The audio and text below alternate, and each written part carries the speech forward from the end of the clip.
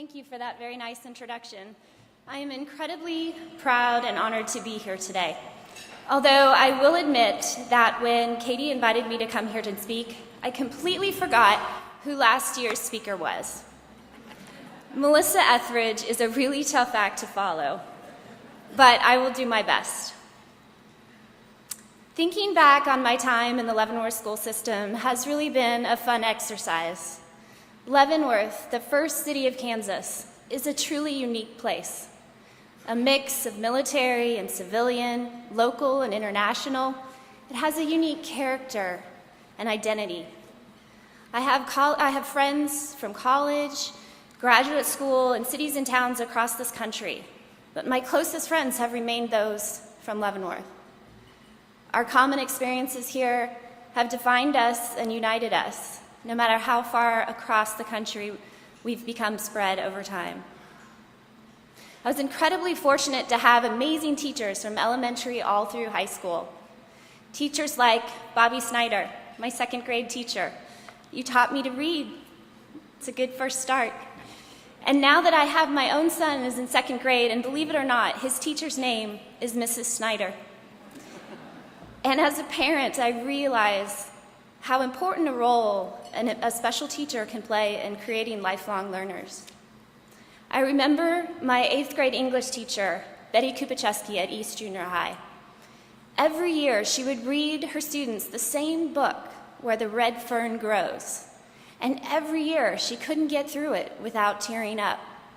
That made a profound impact on me, and maybe why I ended up pursuing a degree in English literature when I got to KU. At Nettie Hartnett, in Debbie Loxman's 5th grade class, Holly Shehorn Pittman and I befriended a girl named Joanne Avenito. Joanne was from the Philippines, and her father was stationed at Fort Leavenworth with the Command General Staff College for 1 year. I haven't seen Joanne since we were 11 years old, but she recently found me again on Facebook. She's still in the Philippines, and she has her own military family now. And meeting her and experiencing what her life was like at such a young age, I think showed me what a big world it is out there, and showed me that I wanted to see as much of it as possible. I'm incredibly fortunate to have a career that I love and one that challenges me every day. But I didn't get where I am because I was the smartest or most talented person in the room. And I strongly believe that grit is far more important than talent. Now, grit or toughness is not a new concept, but it was recently made popular by the psychologist Angela Duckworth. She started thinking about grit while she was teaching 7th grade math for the New York public school systems. And she noticed that her students with the highest IQs were not the highest achievers. She defines grit as a passion and perseverance for long-term goals. Grit is about having stamina. It's about working day in and day out, year after year, to achieve your goals. Grit is about seeing life as a marathon and not a sprint. Now, I was never in the gifted program. I was not a National Merit Scholar. And I was not my class valedictorian. In fact, I was pretty average. And no place did I feel more average than right here in this gym. I started playing basketball a little late, in 8th grade at East Junior High, and I was terrified to dribble the ball. And I earned the nickname Pivot Paige because all I could do was stand in place and pivot around in circles. But when I was a freshman, the Lady Pioneers won their first of back-to-back state titles. The banner is hanging right behind me. And those players were larger than life. Kelly Doherty, Nikki Coates, Shannon Bloxham, Amy Zool Sloan. And I wanted to know what that experience and that success felt like.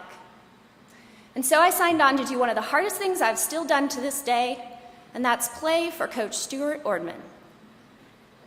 Coach Ordman had a unique talent for cultivating grit.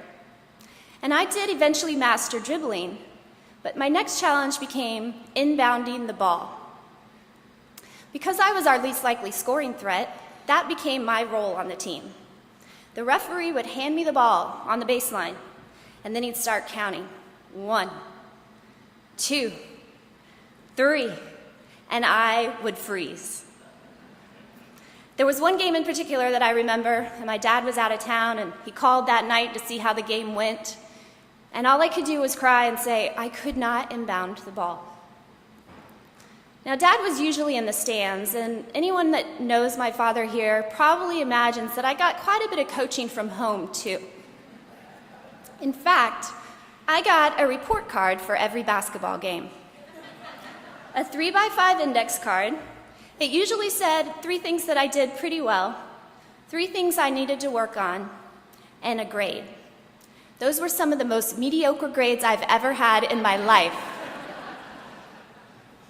But Coach Orman didn't give up on me, and I eventually learned to inbound the ball. And when I was a sophomore, I was a part of that team that won the 2nd state title.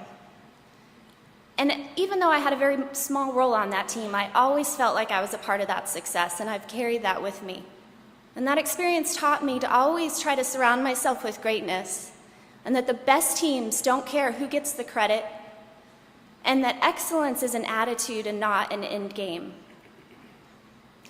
My teachers at Leavenworth always encouraged me to try new things and to seek challenges. And when I got to KU, that meant I took some honors classes and I tried out for the women's rowing team.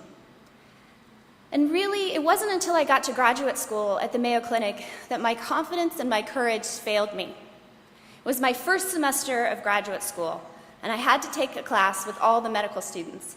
These were some of the brightest, most talented, and most competitive students in the country. The class was immunology, which felt like a foreign language to me, and I was completely overwhelmed. And in graduate school, if you get a C, you're failing. And I had a C. I know my mom remembers those panicked phone calls home. And the professor called me into his office and he said, "You have to take an oral exam one-on-one with me in order to pass this class." At this time of doubt, I heard a voice in my head, a voice that's here in this room today. We used to joke when I was on the girls' track team that wherever you were on the field, you could hear Coach Tam Mastrano's voice. If you were across the field in the long jump pit, under the bleachers where you weren't supposed to be, you could hear that voice. And it was Coach Strano's voice and the many amazing teachers that I had here that gave me the courage to pass that exam and the many challenges I've faced since then. Courage is a key ingredient of grit. And gritty people are not afraid to fail, but instead they embrace it as part of the process. And that trait has served me well in my career as a scientist, where failure can be an everyday thing. It was my love of science, of sports and exercise that led me to the career that I have now in my faculty position at KU Medical Center, where I studied the benefits of exercise in preventing and treating chronic diseases like obesity and type 2 diabetes. I run my own research lab, which is a little like running a small business. I have to compete for external grant money in order to fund my experiments and in order to pay the people that work in my research lab. One of the most rewarding things that I get to do is train and mentor future scientists and physicians. And I try to pass on to them some of the things that I have learned about success and failure. Science is full of failure. Experiments don't work.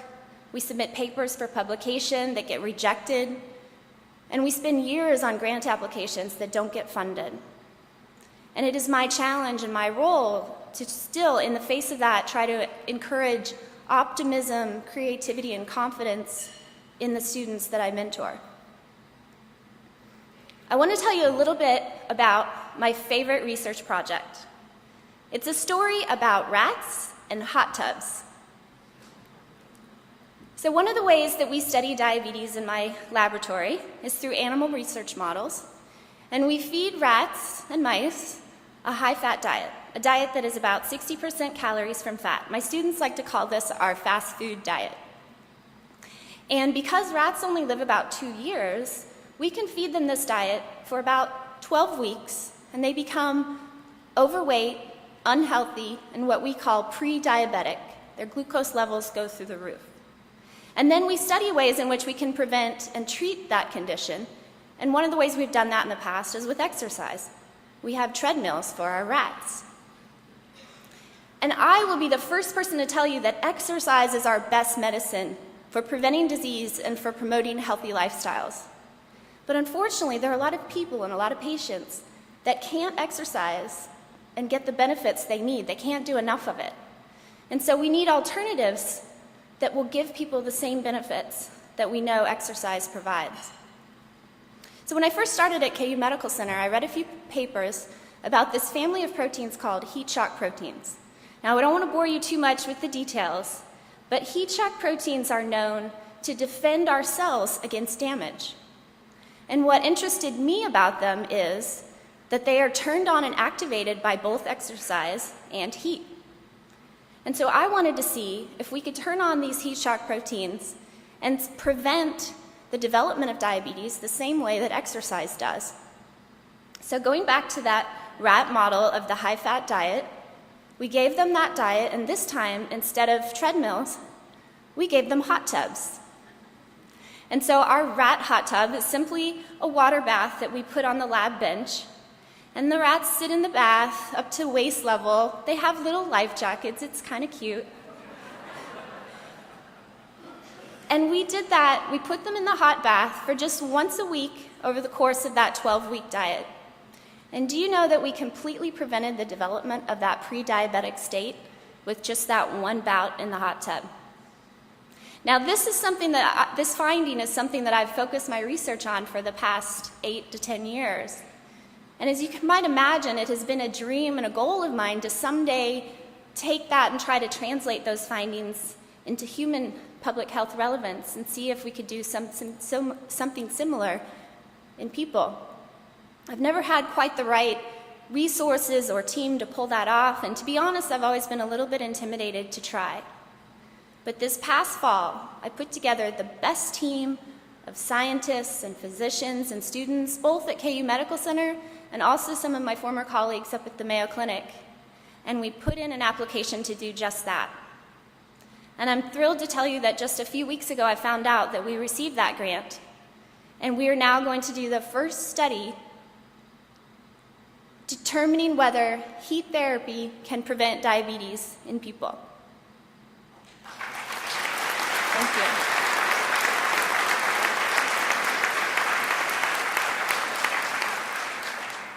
Remember, you heard it here first: exercise and hot tubs. I'm incredibly proud to be a graduate of the Leavenworth School System. I am truly a proud pioneer. My story is one of hope for anyone that's never felt like the smartest person in the room. One of encouragement for all you teachers to continue to challenge your students. And one of immense gratitude for all the generosity in this room. Each one of you have made a profound contribution to the youth and future generations of this community. And I want to end with one final thank you to my parents, Mom and Dad, for being the first to believe in me. Thank you.